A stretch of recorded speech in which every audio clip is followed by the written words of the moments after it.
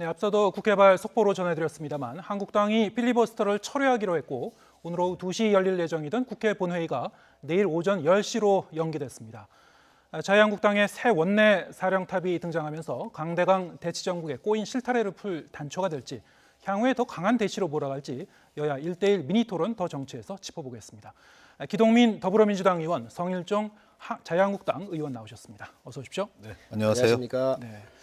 자, 오늘 국회가 상당히 좀 급박하게 돌아가고 있는 것 같은데요. 당초 이제 2시 지금 이 시각에 사실은 이제 국회 본회의가 열릴 예정이었습니다만 두 의원님이 이제 스튜디오에 이제 참석할 예정이었던 걸 보면은 또 본회의가 열릴 것 같지 않구나 뭐 이런 예상도 좀 들었습니다. 근데 실제로 이렇게 돼가군요.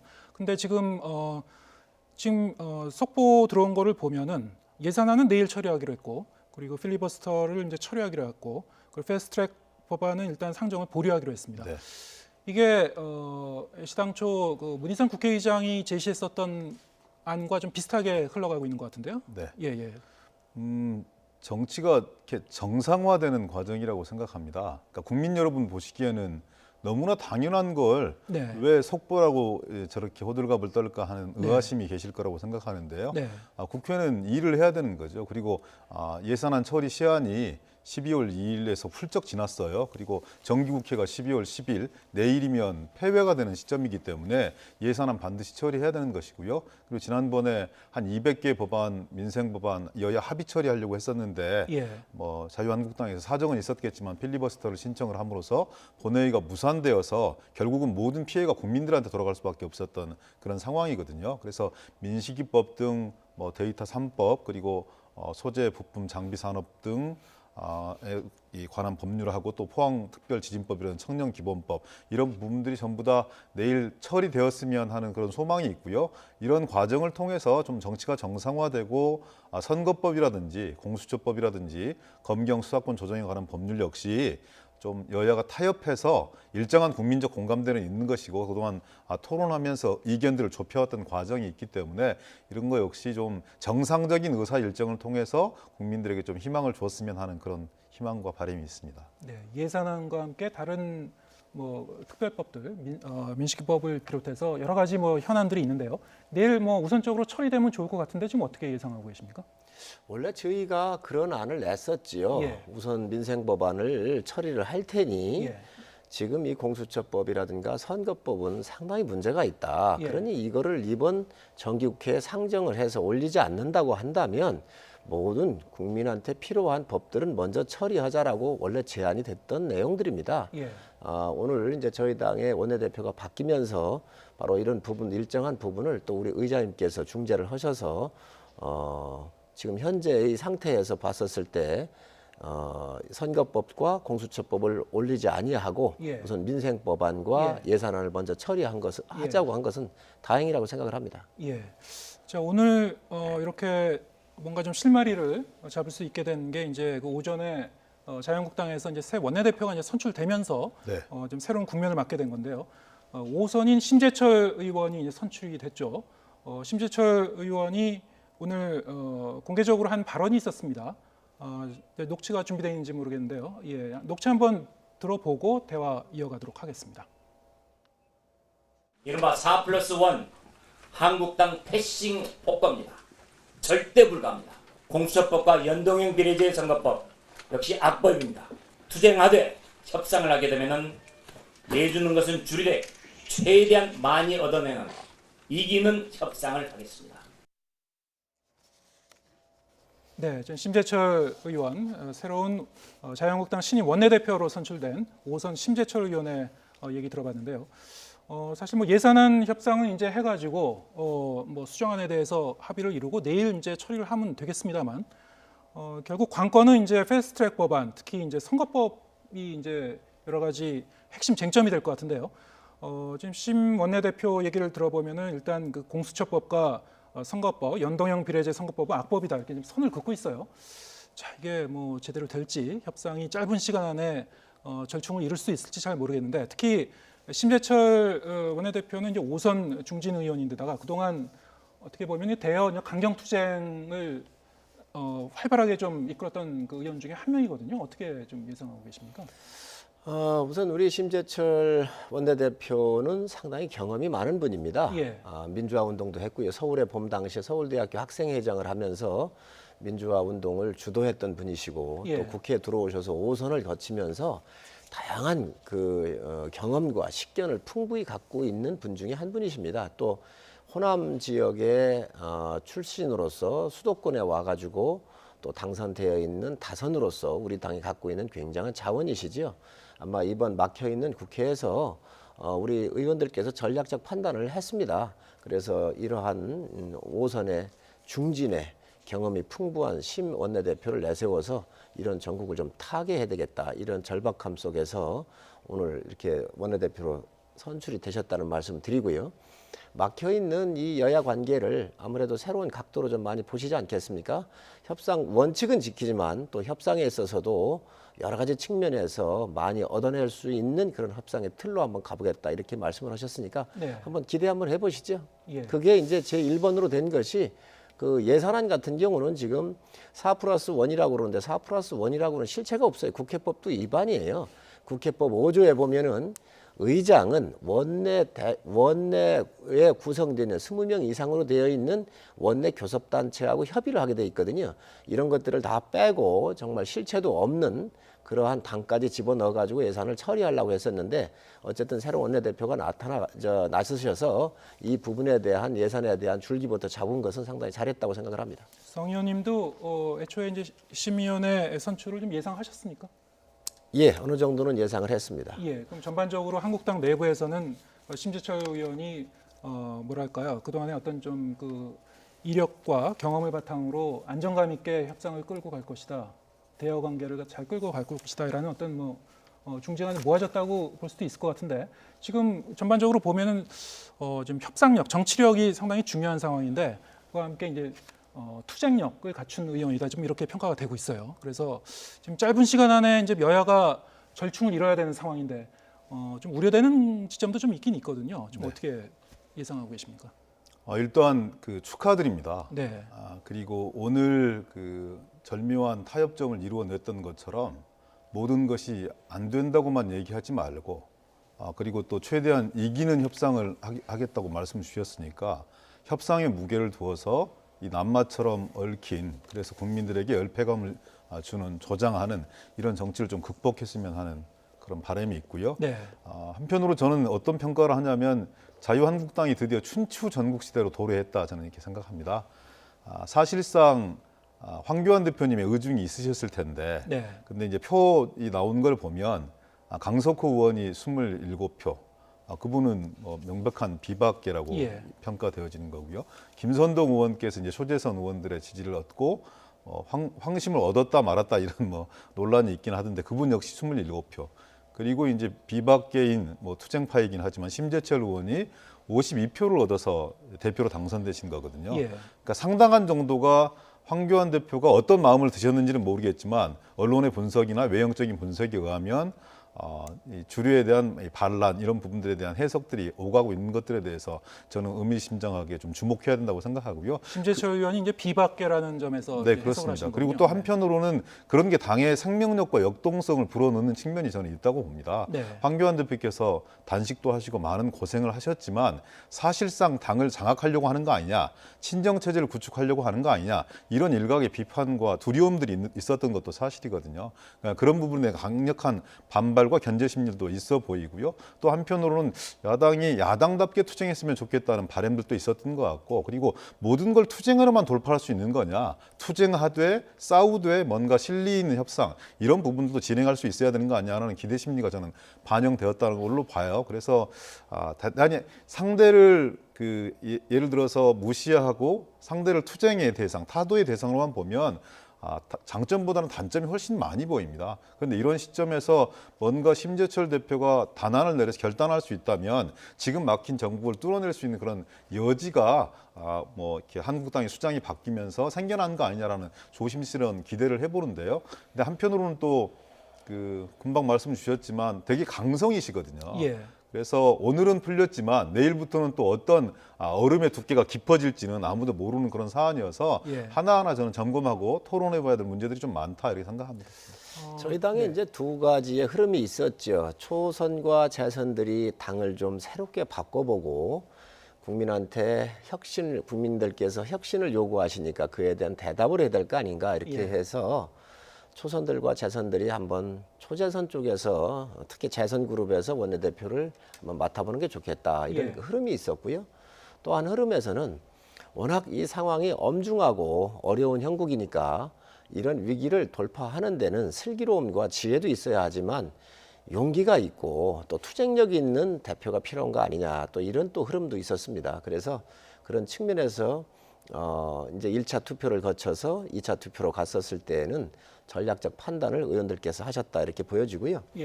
지금 저희 당에서 신임 원내대표가 굉장히 경험이 풍부하고 5선을 거치면서 국회의 모든 상황들을 많이 보셨잖아요. 그러니까 잘 대처하고 이끌어 가실 수 있을 것이다라고는 판단을 좀 하고 있고 저희 당에 친왕이니 비왕이니 친박이니 비박은 없습니다. 지금 만들어져 있는 이 프레임 속에서 그 말을 자꾸 써서 그렇지 저는 언론한테도 한번 말씀 좀 드리고 싶습니다. 이제 그런 것들이 없고 특히 심재철 신임 원내대표는 어떤 계보도 갖고 있는 분이 아니에요.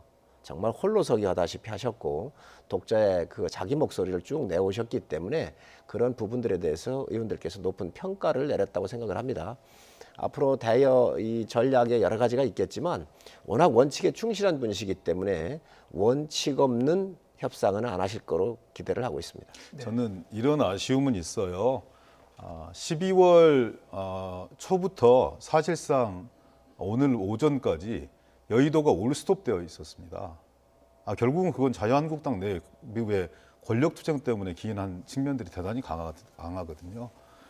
지금 협상에 주력하고 여야 협상을 통해서 뭔가 새로운 안들을 내놓고 513조의 예산안을 처리해야 될 원내대표가 재신임을 묻고 그리고 그 재신임을 묻는 것에 대해서 유권 해석의 여지가 저는 대단히 많다고 생각합니다만 대표나 최고위원회가 월권 행위를 통해서 직무를 거의 정지시키다시피 해버리고 그래서 사실상 한 일주일 동안 협상의 파트너가 사라져버리는 이런 정치의 공백 상태를 초래한 것은 명백하게 저는 자유한국당이라고 생각해요. 그래서 지금 좀 더 책임 있게 임하려면 오늘 결정과 같이 그러니까 정치 전술로서는 어쩔지 모르겠지만 필리버스터 역시 책임 있게 처리를 하셨으니까 이후의 과정도 좀 더 좀 분명하게 국민들 입장을 고려하고 국민들 편에 서서 하나하나 문제를 진정성 있게 좀 풀어갔으면 좋겠다는 그런 바람을 말씀을 드리고요.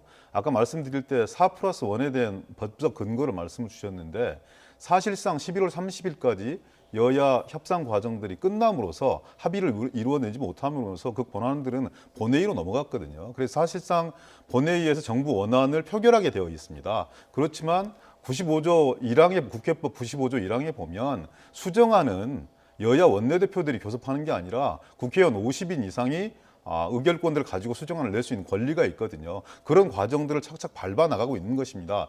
자유한국당의 지도력이 정치적 공백 상태라고 해서 정치를 포기하거나 방기할 수는 없는 거 아니겠습니까? 그런 차원에서 4+1을 가동했다는 말씀을 먼저 말씀을 드립니다. 어쨌든 지금 우리 기 의원님 말씀을 하시는데 마치 우리 당에 권력 투쟁이 있어가지고 국회가 마비된 것처럼 이렇게 보는 것은 아주 잘못된 시각이라는 말씀을 드리고요. 거기까지만 말씀하시죠. 두 분이 충분히 얘기를 나누신 것 같은데, 어쨌든 그동안 계속 시간을 끌다가 불행중 다행으로 이제 협상의 실마리를 이제 찾게 된 거고요.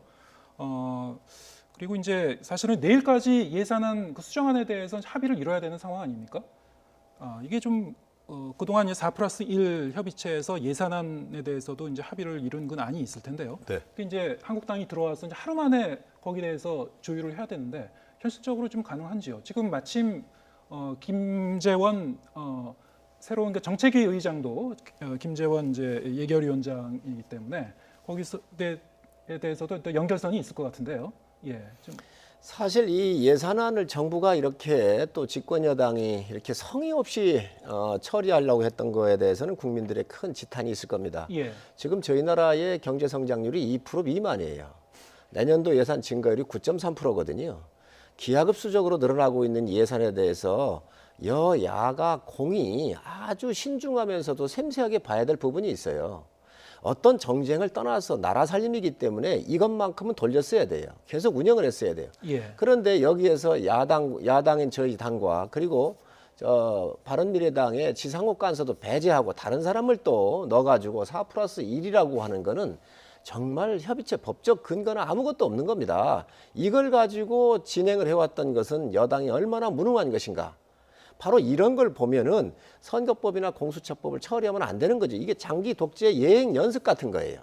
그래서 이번에 아주 여실히 보였다고 보여지는데 예. 지금 방금 말씀하신 대로 10일까지 처리하려고 하면 예. 이게 불가능하냐. 물리적으로 이런 문제가 있지 않냐 내일 생각을 오전 하는데 10시에 이제 본회의 열어갖고 해야 되는데. 그래서 이 짧은 시간 동안 남아 있는데 아마 큰 각들은 어느 정도 좀 잡았을 거라고 보여집니다. 예. 저희 예결위원장과 또 저희 당 간사가 그래서 아마 그러한 물리적 측면의 어려움도 있겠지만 어느 정도 여야가 좀 조율을 하면 일정 부분은 어느 예산안은 정도 뭐 합의가 처리할 수 있을 것이다. 합의가 될 수 있을 거라고 생각을 합니다. 네. 그러니까 성일종 의원님도 저도 예산결산특별위원회 위원이었거든요. 예. 그리고 이제 그 예산결산특별위원회 전체 회의가 끝나고 나서 개수조정 소위로 넘어갔죠. 그리고 개수조정 소위에서 이 증액과 감액 부분에 대한 이 논의를 진행을 하다가 결국은 소소위를 구성하게 되었습니다. 잘 아시잖아요. 지금까지 소소위는 여야 3당의 간사들이 파트너십을 형성을 해서 한 단계를 거치고 그 다음번에 여야 원내대표, 정책위원장이 끼는 이런 절차로 넘어가게 되어 있거든요. 근데 소소위원장을 예산결산특별위원장인 김재원 의원께서 하시겠다고 몽운이를 부리셨잖아요. 세상에 한 번도 그런 전례들은 없었거든요. 세상에 만약에 소소위원장을 김재원 위원장이 하시게 되면 야당 김재원 위원장 한 분, 자유한국당 간사 한 분, 바른미래당 간사 한 분, 여당 간사 한 분이 들어가는 그런 불비례성이 발생을 해요. 그렇기 때문에 안 된다고 그렇게 얘기했음에도 불구하고 고집 피우셔서 일주일 이상 공전되었다는 사실들을 분명히 주지하셨으면 좋겠고요. 그리고 김재원 위원장이 정책위 의장이 되셨고 그리고 그분께서 예산결산특별위원장으로서 상당한 정도의 권한을 누리면서 예산을 조정해온 과정들이 있기 때문에 예. 그리고 4+1 역시 무슨 뭐 더불어민주당이나 정의당이나 바른미래당이라든지 민주평화당 여기에 이 사람들의 요구만 이해와 요구만 결집된 게 아니라 자유한국당의 의지 역시 의사 역시 상당 부분 많이 반영한 것이기 때문에 저는 자유한국당이 이제 오늘 오후부터 협상이 시작이 되면 그것을 이 합의하고 처리하는 데는 크게 시간이 걸리지 않을 것이다. 네. 어쨌든 이제 예산안이 처리되게 되면은 정기국회에서 민식이법도 처리된다고 뭐 100% 확신해도 되는 건가요? 저희가 먼저 제안했던 사항들이지요. 민식이법을 비롯한 모든 법안들을 먼저 처리해주라. 예. 처리해주겠다. 예, 거기에 대해서는 뭐 여야 간에 지금 이견이 없는 네, 거예요. 그렇습니다. 저는 그러니 이 그것뿐만이 선거법하고 아니라 네. 그러니까 법사위에서 지금 그 당시에 199건하고 민식이법을 포함한 몇 건이 또 의결이 되었고요. 예. 지금 이제 또 데이터 3법까지 그렇죠. 있습니다. 그리고 보건복지위원회도 얼마 전에 전체 회의를 소집을 해서 42건, 그러니까 기초연금법, 장애인연금법까지 전부 다 아주 중요한 예산 부수 법안들입니다. 예. 민생 법안이고 예. 그런 부분들까지 있기 때문에 오늘 내일 법제사법위원회를 소집을 해서 각 위원회에서 의결된 예. 민생 안건들을 예. 최대한 심의해가지고 예. 199건뿐만이 아니라 지금 각 상임위에서 의결된 안건까지 전부 다 처리를 하는 것이 예. 저는 뭐 전국국회의 어떤 유종의 미를 거두는 예. 최소한에 대한 국민에 대한 도리 아니냐 저는 이렇게 생각합니다. 여야 협상 과정에서 이미 제안을 했던 내용입니다. 199건 속에는 민식이법이 아예 예. 없었고요. 그날 2시 50분경에 알겠습니다. 민식이법이 예, 예. 통과됐잖아요. 그래서 예. 이런 법을 다 총괄해서 아마 이번에 먼저 통과하고 또 여당이 선거법과 또 공수처법을 올리지 않는다고 그랬기 예. 때문에 큰 무리가 없을 거로 보여집니다. 아무래도 이제 여야 간의 가장 큰 이제 최대 쟁점은 이제 선거법이 될 수밖에 없는데 뭐 본회의가 말고 이제 본회의를 넘어서 임시국회에서 처리가 되더라도 지금 상당히 좀 그 쟁점에 대해서 여야 간의 의견의 간극이 있기 때문에 합의를 하려면은 시간이 부족할 수도 있을 것 같아요. 지금 저는요, 어떻게 보시는지요? 이제 결단해야 된다고 생각하는데요. 예. 애초에 지금 지역구 253석에 비례대표 47석이에요. 예. 근데 그거를 225석으로 지역구를 줄이고 75석으로 비례대표를 늘리자. 그리고 그 반을 연동형 비례대표를 도입을 하자 이렇게 되었던 겁니다. 네. 자유한국당하고 상당히 큰 간극이 있었던 것이 사실인 거죠. 근데 이제 4+1을 가동을 하면서 협의를 한 게 자유한국당까지 다 고려해서 협의를 진행을 한 겁니다. 그래서 결국은 지금 잠정 아직까지 합의되지 않았지만 가합의의 틀은 기본 틀은 250석 지역구를 유지한다는 거예요. 그러니까 지금은 253석인데 기존의 지역구에서 3개만 손보면 된다는 거거든요. 그래서 기본 틀들을 유지하고 50개 비례대표를 가지고 이 연동형을 50%를 할 것인지 몇 프로를 할 것인지를 가지고 논의를 하고 있는 과정입니다. 4+1은 아직도 오늘 오전까지도 뭐 계속 협상을 아직까지 했겠습니다만 최종적인 합의에 이루지 아직 못했습니다. 이루지 못했습니다. 정의당 같은 경우는 50석에 대해서 전체를 연동형으로 하자 이렇게 주장하고 있는 것이고 네. 다른 정당 더불어민주당을 포함해서 다른 정당들은 그건 좀 과하다고 얘기를 하고 있는 것이고 절반만 적용하자는 예, 건가요? 그리고 이제 자유한국당이 협상의 파트너로 다시 참여를 하고 있기 때문에 저는 네. 자유한국당 역시 큰 틀에서 동의하지 않을 수 없는 그런 안들이 나왔다고 저는 생각해요. 예. 그러니까 270석 전체를 지역구로 하고 비례대표를 다 없애버린다. 이런 좀 정치적인 안만 철회를 한다면 예. 기존의 안에서 상징성만을 가미한 것이기 때문에 예. 비례성과 대표성 그리고 뭔가 지역구도를 타파할 수 있는 상징성만을 가미한 것이고 19대 때 한나라당의 정치개혁특위위원장이었던 이병석 의원 역시 이 안을 제안한 것입니다. 예. 그래서 이런 정도면 저는 국민들이 공감하는 가운데 대타협을 이루어낼 수 있는 그런 정도의 자유한국당을 배려한 안이 나왔다. 여기에 대해서 전향적이고 적극적으로 자유한국당이 검토를 해주셨으면 좋겠다는 말씀을 드립니다. 연동형 비례대표제라는 게 이제 좀 사표를 방지하고 비례대표의 어떤 취지를 더 살리는 뭐 그런 의미가 분명히 있는데요. 자유한국당은 거기에 대해서 좀 완강하게 반대를 해왔단 말씀이죠. 우선 4+1이라고 하는 예. 이 방식도 여당이 만들어낸 거예요. 예. 아까도 제가 말씀드렸지만 여기에 대한신당이라는 게 있는데 창당도 안 됐지 않습니까? 정당도 없지 않습니까? 어쨌든 이제 지금 자, 그런데 이런 세력들을 다 해가지고 통과시키겠다라고 해서 여당이 끌고 가고 있는 거 정말 여당 스스로 반성하고 국민들한테 사과를 해야 합니다. 아니 다른 당과 함께 교섭단체가 협의를 하면서 그분들 의견을 받아들이는데 문제가 있습니까? 야당을 제외하고 이러한 형태의 국회 운영하고 있는 것은요 전례가 없던 일들입니다. 이 부분에 대해서 여당이 정말로 문제가 있음을 인지하셔야 되고요. 자유한국당이 또 지금 들어오셔서 선거법에 대해서 협상을 하시더라도 지금 4+1에서 좀 그 협상하고 조율해온 그 안을 바탕으로 해서 지금 4+1도 조율하는 그렇지 게 않습니까? 아니고 제로 세팅해서 하시겠다는 자, 겁니까? 4+1도 그렇지 않습니까? 지금 다 틀립니다. 민주당 안 하고 또 나머지 4개 당은 또 괜찮아, 예. 뭐 동의 비슷하다 그러는데 정의당이 또 튄다 그러잖아요. 이게 다 자기 밥그릇 싸움이에요. 지금 밥그릇 싸움입니다. 저는 원칙이 없다는 거지요. 지금 253개의 지역구에서 3개만 비례로 더 늘려주고 이건 어떤 기준에서 하는 것이지요? 지금 47석의 비례대표 이 부분도 정당 투표 순대로 가져가고 있는 겁니다. 사표 얘기를 하는데 그 사표를 얘기를 하면 대통령 선거에서 그럼 49%에 지는 이 사표는 어떻게 해결할 겁니까? 우리가 정확하게 봐야 돼요. 그래서 오히려 이런 부분들에 대해서 석패율 제도를 도입을 해서 정당을 따지지 말고 47명의 비례대표 인원이 있으면 각 인구 비례로 지역별로 할당을 해가지고 거기에 정당에 상관없이 차점자 순으로 오히려 비례를 주는 게 저는 더 합리적이라고 생각을 하는데 네. 이 원칙 없이 소수당들이 자기 몸집을 키우고 의석수를 인위적으로 늘리겠다고 하는 것은 저는 반대를 합니다. 그래서 이 부분도 이제 신임 원내대표께서 네.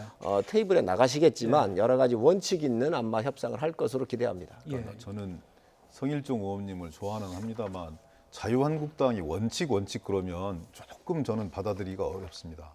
얼마나 무원칙한 그 방침들을 많이 가졌습니까? 여당이 무원칙하죠. 작년 이맘때에 연동형 비례대표제에 대해서 적극 검토한다는 의견, 석패율제를 포함해서 지역구도를 타파할 수 있는 이런 정치개혁 법안들을 적극적으로 검토한다고 분명히 합의했음에도 불구하고 그 원칙을 지키지 않고 일탈한 행위를 한 것은 자유한국당입니다. 과거를 제가 비판하고 성토하자고 드리는 말씀이 아니에요.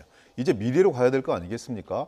이런 정도의 뭔가 혁신적인 양보안이 나왔으면 그리고 뭔가 연동형 비례대표제에서 취하고 있는 비례성과 대표성 이런 부분을 좀 보완하자라는 측면에서 상징적 캡을 씌우자는 작업을 하고 있는 것인데 그런 부분까지 저는 받아들이지 않는다고 하면 저는 정말 좀 문제가 있다고 보여지고요. 이제 예. 20대 국회가 저물어 갑니다. 그리고 12월 17일이면 예비 후보가 등록이 됩니다. 그 전에는 뭔가 국민들한테 명확한 판단의 준것들을 제시해야 되지 않겠습니까? 예. 그래서 이제 좀 협상의 장으로 나오셔서 신임 원내대표도 세우셨으니까 그런 신임 원내대표가 뭔가의 좀 자율성을 가지고 여의도 정치를 복원할 수 있는 국민들과 함께할 수 있는 여의도 정치로 만들어 주셨으면 하는 그런 기대를 좀 가져봅니다. 자, 이 부분에 대해서 검토한다라고 해서 모든 걸 포함해서 검토에 대한 합의가 있었지 이 선거법을 처리하겠다라고 합의가 아니라는 것을 국민들께 분명히 말씀드리고 국민들이 여러분 다 판단하실 거라고 다 생각합니다. 했습니다. 다 알고 계실 거고요.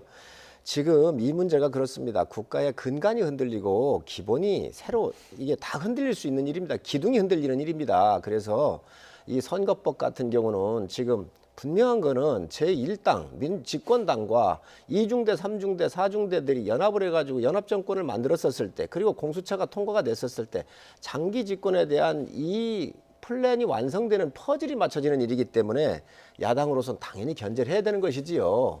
아니 모든 법안을 만들면서 옛날 테러 방지법을 민주당이 주장을 하셨었을 때 개인정보가 유출될 거에 대한 정치 사찰에 대해서 할 수 있는 가능성에 대한 것 때문에 민주당이 그렇게 반대를 하셨잖아요. 그러면 장기 독재로 갈 수 있는 이 두 법안에 대해서 야당이 줄곧 아주 일관되게 이 법에 대해서 반대하는 것에 대해서도 여당이 꼭 참고를 좀 하시기 바랍니다. 예, 그건 알겠습니다. 장기 집권 예, 잠깐만요. 음모라면 예. 저는 국민들이 당연히 반대해야 된다고 생각하거든요. 네. 그런데 이제 공수처법이라든지 검경 수사권 조정 문제에 대해서 국민들이 이것은 권력을 동원해서 검찰을 힘을 약화시켜서 뭔가 집권 여당이 장기 집권 업무를 획책하는구나 이러는데 70%가 넘는 지지를 해주시지는 않는 거죠. 네. 분리해서 보실 필요가 있다고 생각합니다. 예. 선거법은 여야가 합의하는 것이 가장 바람직합니다. 그렇지만 기본 정신에 대해서 합의를 해놓고 그 기본 정신을 지키지 못하는데도 불구하고 아무것도 처리할 수 없다면 그것은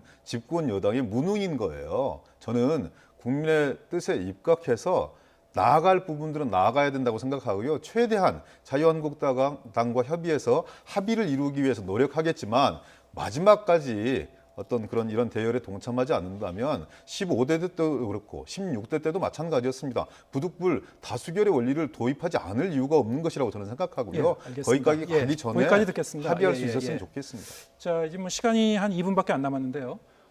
지금 성 의원님은 지금 국회로 돌아가셔서 의원총회 참석하셔야죠? 좀 예, 이따가? 그렇습니다. 그래서 예. 거기서 이제 필리버스터 처리하는 거에 대해서 이제 최종 이제 결정을 하는 거겠죠. 자, 그러면은 이제 여야 간에 며칠 남지 않은 이 시간 동안에 정말 알차게 시간을 써서 합의를 이뤄내야 되는데 오늘 이제 두 분이 말씀하신 걸 들어보면은 선거법에 대해서도 상당한 의견 차이가 있고요. 공수처법에 상당히 많이 대해서도 좁혀진 거 그렇고요. 아닌가요? 예. 이게 과연 그 남은 시간 안에 합의를 이룰 수 있을지 좀 불안하게 느껴지긴 합니다. 네. 어떻게 뭐 극적 반전을 좀 기대할 수 있겠습니까? 어떻게 기대해도 되는 겁니까, 지금 국민들이? 국민들께서 좀 많이 도와주셔야 될 것 같아요. 지금 우리 기 의원님께서 국민들 여론이 뭐 60%, 70% 이렇게 얘기를 하시지만 국민들께서 이 법을 얼마나 심도 있게 연구를 하셨겠습니까? 그리고 이 정권이 망가쳐놓은 이 경제의 이 아우성치고 있는 이 삶의 현장에서 이거 들여다볼 시간이 있겠습니까? 정말로 원래 정치 지도자라고 하는 것은 조그만 불빛만 보이면 그 불빛을 키워서 국민들한테 길을 열어드리는 역할이 있어요. 지금 이 법은 정말로 악법 중에 악법입니다. 잘못 가면 나라가 정말로 독재의 장기 집권으로 갈 수 있는 이런 굉장히 위험한 법이기 때문에 정말 이거는 원칙적 측면에서 우리가 봐야 되기 때문에 이렇게 반대한다는 말씀을 드리고 국민들께서 좀 많이 관심을 갖고 더 떠들어 보시면 이 법에 대한 맹점을 아실 수 있을 거로 생각을 합니다. 많이 도와주시기 바랍니다. 네, 한국당에서 이제 악법이라고 계속 그러시는데 어떻게 합의 이룰 수 있을까요? 뭐 최선을 다해야 되죠. 네. 그리고 원래 해 뜨기 전이 가장 짙다고 생각하고요. 네. 늦었지만 513조의 그 민생 예산들을 잘 타협해서 그리고 민생 법안까지 민식이법을 포함해서 소부장법도 마찬가지고 포함해서 내일 처리하게 되었음을 보고 드리는 게 국민 여러분께 좀 송구함이 있습니다. 최대한 선거법 역시 합의하기 위해서 자유한국당과 합의하기 위해서 노력하겠습니다. 다만 검경 수사권 독립이라든지 공수처법은 시대적 요청입니다. 최선을 다해서 하기 위해서 노력하겠지만 끝까지 자유한국당이 이런 부분들에 대해서 외면한다면 부득불 의회 내에서 결국은 결국은 결정을 내릴 수밖에 없는 시점이 다가오고 있다. 저는 그 다가오는 시점들을 외면하지 말고 정말 자유한국당이 조금 더 열린 자세로 공수처법과 선거법, 그다음에 검경 수사권 조정 법안들에 대해서 좀 아주 전향적인 의견들을 가지고 협상의 테이블로 잘 나오셨으면 좋겠습니다. 네, 여야가 좀 정치력을 발휘해서 국민들 앞에 이제 부끄럽지 않은 그런 국회가 됐으면 좋겠습니다. 자, 더불어민주당 기동민 의원 그리고 자유한국당 성일종 의원과 함께 얘기 나눠봤습니다. 고맙습니다. 네, 감사합니다. 고맙습니다.